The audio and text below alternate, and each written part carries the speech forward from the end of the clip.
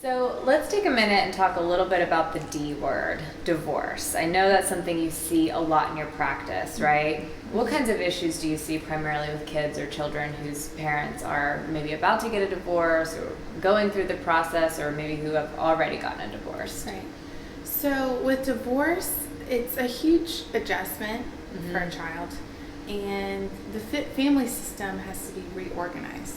Okay. And because of that reorganization, children kind of feel like they're either in the middle or they're left out. Do they feel like it's their fault a lot of times? Yeah, there's a lot of shame and a lot of Uh-huh. guilt that maybe there was something that I could have done to keep my parents together. What do you think is one of the best things parents can do to help their kids not feel like it's their fault? Otherwise, then they'll end up in my office as Right. adults. So what can we do to prevent that? So I think really open communication is one of the key things Mhm. that's really helpful in helping a child heal Okay.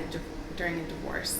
Would that mean like both mom and dad, or mom and mom, or whatever, both parents sitting down together with the child and talking to them, or is it better if it's maybe one-on-one I would say both. together? Yeah. Yeah.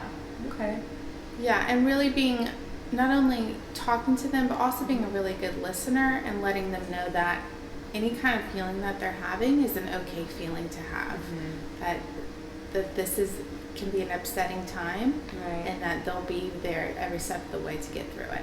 So I think a lot of parents are guilty of saying, hey, you can talk to me anytime, assuming that their child will go to them when they have a feeling or emotion, but that's not always the case, Right. is it? So would you say it's important for parents to be proactive and take initiative in those conversations? Yeah, and I would also say pick an environment where the child feels comfortable.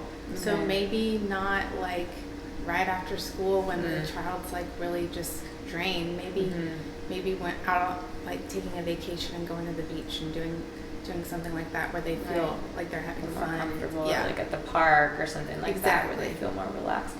How often do you think parents should check in? Let's say they've decided they're getting a divorce and maybe one parent has moved out. How often should the parents check in with the child about what's going on? Because I assume there's got to be some kind of frequency that's appropriate, but you also don't want that to take over the child's life.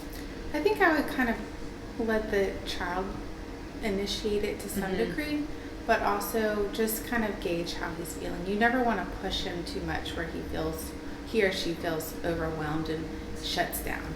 Gotcha. Okay. Can you give us some insight on some of the more common feelings that children say they have as their parents are going through a divorce? Well, like I mentioned, there's a lot of shame and guilt. Mm-hmm. There's anger. There's a sense of mourning of what Yeah. they thought their family was going to be like. Mm-hmm. And anxiety is a big one as well. And I know you do a lot of work around grief, so Right. I'm assuming you put some of those skills to practice in the mourning of the family system. I think that's a really good Yeah. point. Mm-hmm. Okay. So why might therapy be beneficial for a child whose parents are going through a divorce? Therapy could be beneficial because it gives them a space to really just let it all out. Okay. Sometimes children feel guarded and Mhm. feel like they have to shield their parents from the pain that they have inside. Really? And so having an opportunity where children can be in an environment where they can just let it all out. Or just say whatever they need Exactly, to say. Mhm. exactly. Yeah. Okay. Great.